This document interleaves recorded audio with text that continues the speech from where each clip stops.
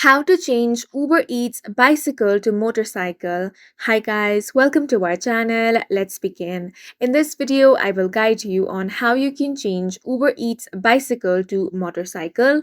Now, you're not able to do this using the Uber Eats app itself, so you want to open up any web browser. Here I have opened Google Chrome. Now you want to search change delivery method Uber. Then tap on this option which is change delivery method.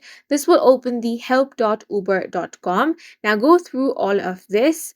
Now here it says that if you wish to change the mode of delivery, example from bicycle to motorcycle, then you will have to submit the form below. You have to know that multiple vehicle registrations are only available for the same delivery mode.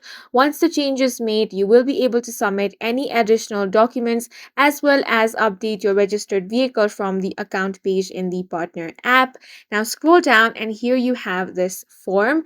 Now what you want to do here is toggle on the option of motorbike. Then scroll down. Here you want to enter the maker, model and year of your motorbike. Then you want to enter the license plate of your motorcycle. Once that is done, you want to tap on this camera icon and upload the picture of the license plate.